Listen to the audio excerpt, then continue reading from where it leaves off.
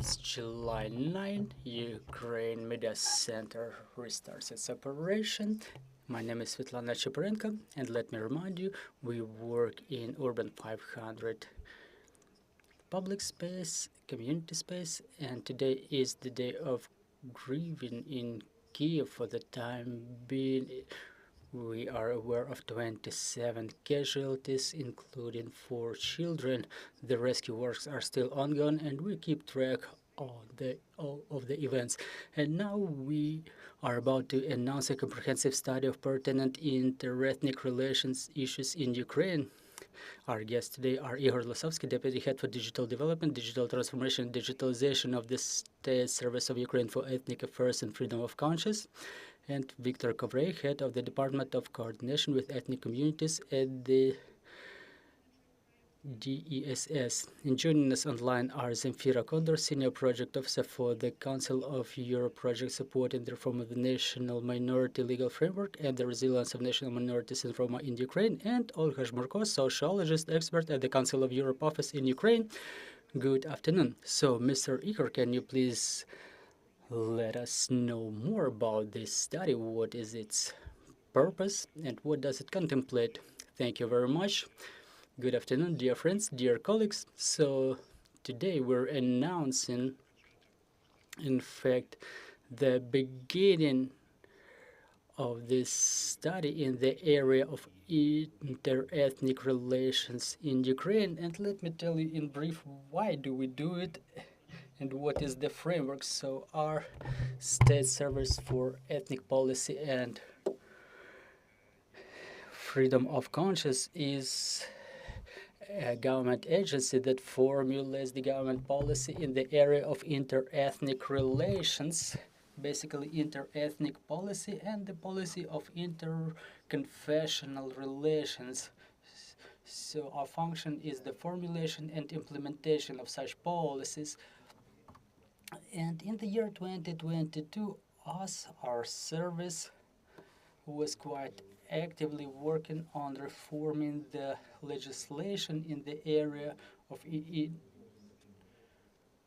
interethnic relations. We were doing it within the framework of recommendations that Ukraine has gotten from European Commission in the context of Ukrainian candidacy status acquisition and for the purpose of moving forward in this path of accession to the European Union. So among 7 recommendations that Ukraine has gotten, one of the recommendations was concerning the work of our service, the State Service for Ethnic Policy and Freedom of Conscience, reformation of legislation in the area of ethnic minorities. So within the last year, the Parliament has approved 3 laws. One basic law on ethnic minorities and communities, and 2 bylaws on amendments to that law. Also, we've developed and the government adopted 10 more bylaws.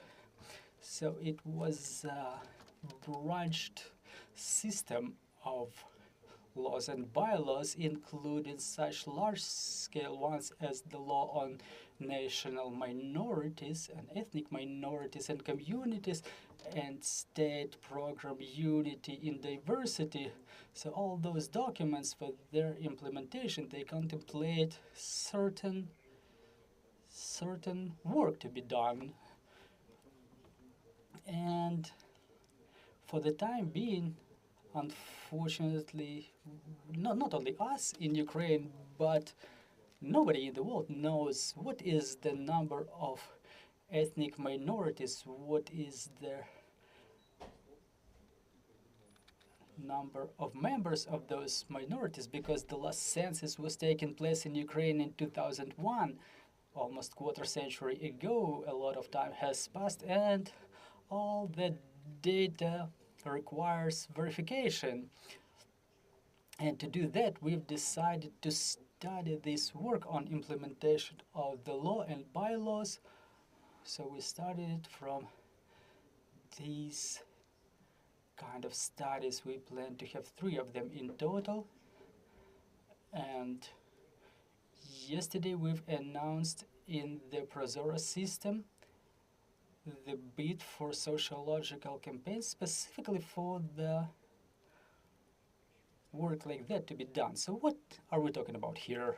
In fact, there are 3 bids and 3 studies. First study is the all-national study on pertinent issues in the area of interethnic relations concerning ethnic, language, and religious identity of the citizens of Ukraine, identification of the attitude to the indigenous peoples of Ukraine, conflict potential in the area of interethnic relations,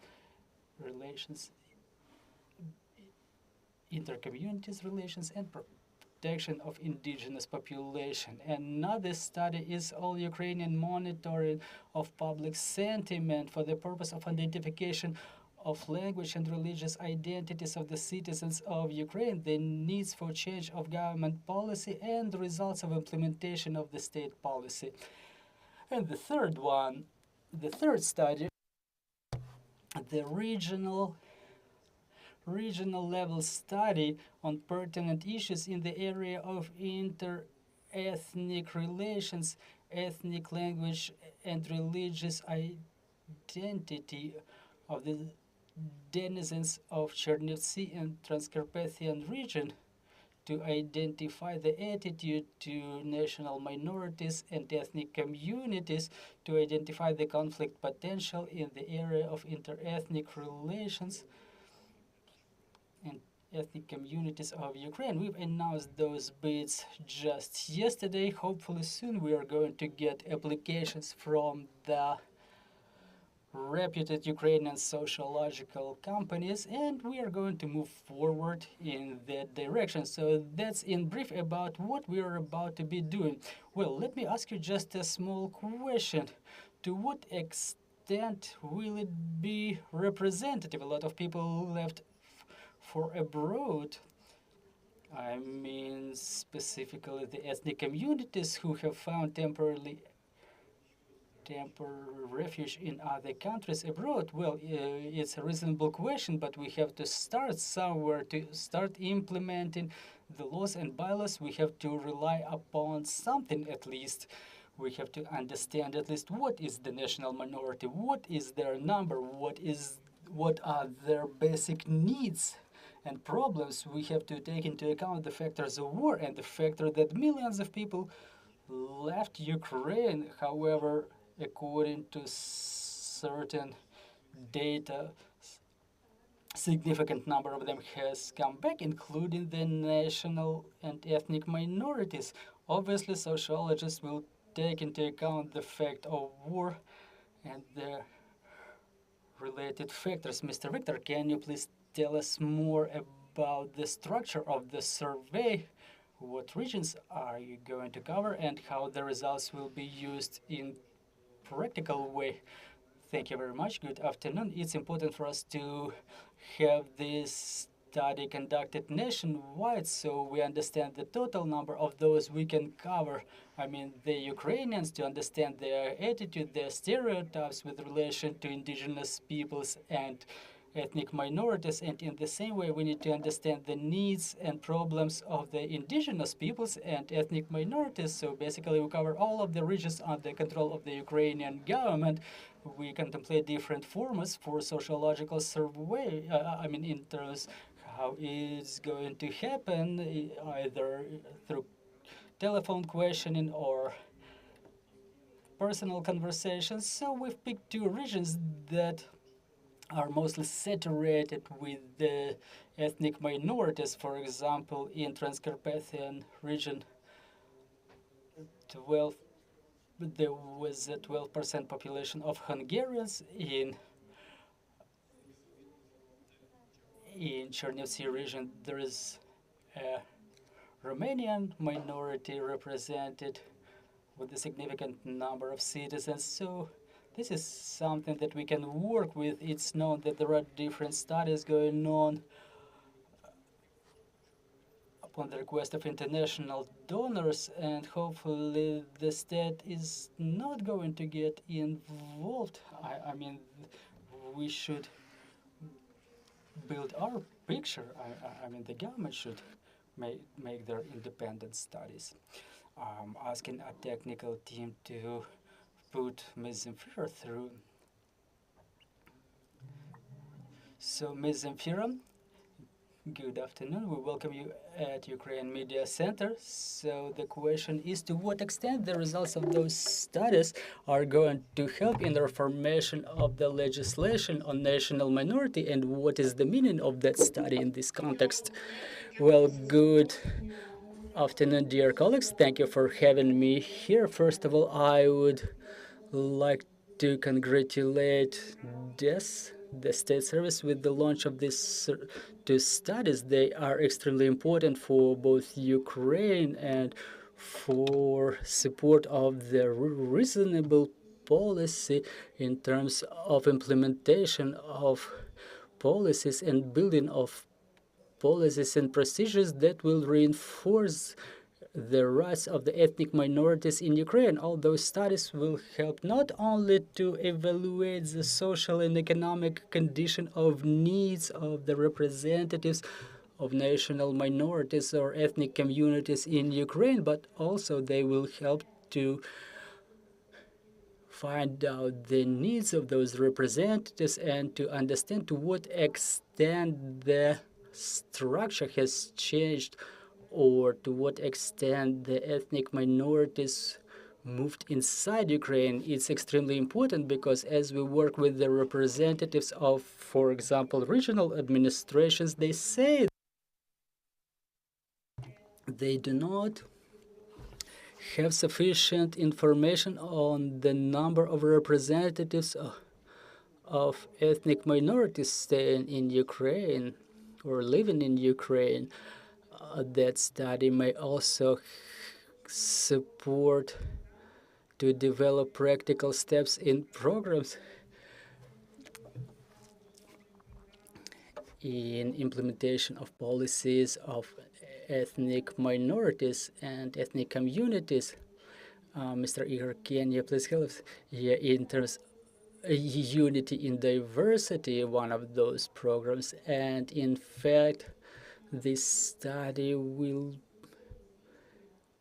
be, I mean, all those three studies are going to fulfill quite an important role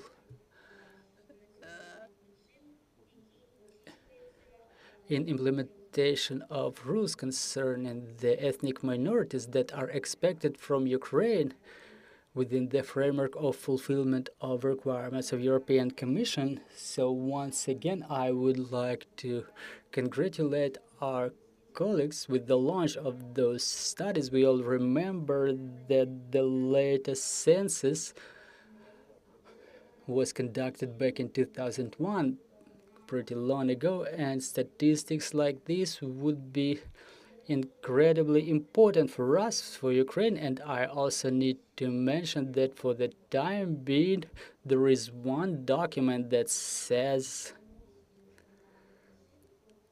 or that tells us about the conditions of the ethnic minorities staying in temporarily occupied territories. It's the report of the Commissioner of the Parliament of Ukraine for Human Rights, and another report that was prepared with the support of the Council of Europe, and it was published just recently. And such statistics, yes, again, it's very important now for many institutions, for our Ukraine, to make sure that we can prepare the ground for implementation of that reform of the legislation of Ukraine on ethnic minorities that Ukraine works on so hard. Thank you, Ms. Zemfira, and I'm asking the technical team to put Ms. Olga through.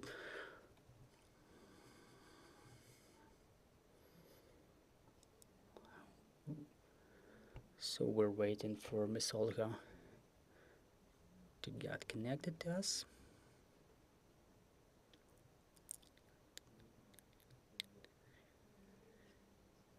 There's a small technical issue. Just a couple of seconds, and we're about to solve the issue with the connection. Miss Olga, hello. Are you hearing and seeing us? Oh, now we're hearing you. So good afternoon once again. So Miss Olga, the floor is yours. It's interesting to hear your opinion. Why such study is important now, and what is their meaning? What is their role on the way of accession of Ukraine to European Union? Thank you very much for your question. Good afternoon, dear colleagues, dear participants of the event. So basically, my role today is to represent the sociological component, methodological component of the study. So I will allow myself carefully of this opportunity to express my opinion on the ideological importance of this study. So helping the State Service for Ethnic Policy in preparation of those three studies, we were paying a lot of attention to the fact that the previous significant sociological study that were conducted by different reputed sociological institutions evidences the political consolidation of our nation. After the beginning of the full-scale invasion, there is the colossal growth in the number of the citizens of Ukraine who take pride in their citizenship. And on the other hand, during the third year of the full-scale invasion, both population starts feeling, and the surveys are evidencing it, that there are some trigger spots that require significant attention to make sure that the social fabric of our society that is getting exhausted by everyday war, everyday fighting, that this fabric does not get disconnected, but rather gets stronger, and interethnic relations are incredibly important in this context. So again, talking about my comments to the ideological component, I'm incredibly happy for our State Ethnic Policy Service for this important political decision, and I appreciate the input of the Council of Europe for their support, for their involvement in this process on expert levels. So if you allow me, let me tell me a couple of words on importance of methodological aspects, because our Western colleagues ask us a lot, how do you collect data during the full-scale war? There is a lot of difficulties with statistical calculations, even on the level of draws for the drawdowns, for the statistics surveys. A lot of population is moving, a lot is leaving, a lot is coming back to Ukraine. But still, us as sociologists, we deem it necessary to continue conducting surveys, collecting data. It's important for the history, for the science, and for the history using the methods that we have in our disposal. And I would not rather appeal to the results of this study as those that may replace the statistics of the official census. That's definitely not the task of this study, but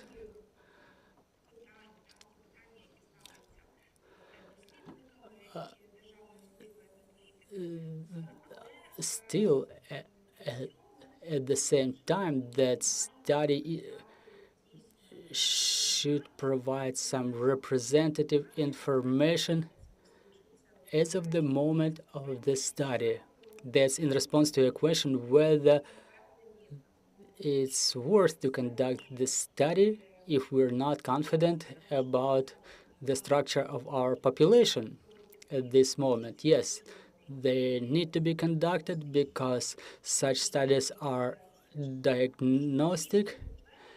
They are really supposed to confirm certain information, and in order for them to be operable, we've created the professional list of tasks that the surveyors are supposed to fulfill, and in case they fulfill them, in case the data is correct, on one hand, we have to mention the strict requirements in terms of formulating questions that are supposed to help us solve the tasks that are in front of the sociologist in all of the three projects. But on the other hand, we take into account the reality,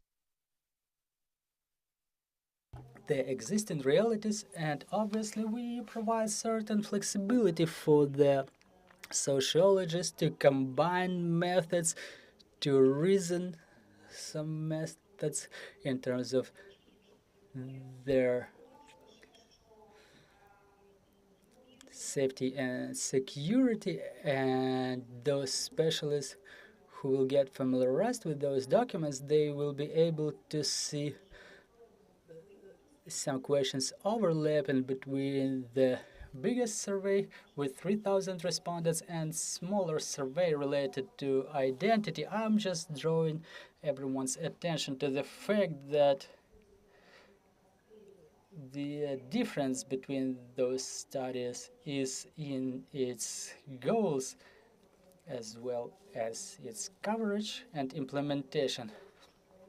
For biggest sociological survey, we contemplate that the main method of data collection will be personal interviews that to a certain extent may guarantee that the data is reliable and can be taken as the foundation for decision making in the area of implementation of government policies. Thank you for your attention. Thank you, dear colleagues. But what are the periods of the study? What is the period of processing of results, and when the conclusions may be handed over to the government for the development of the relevant legislation?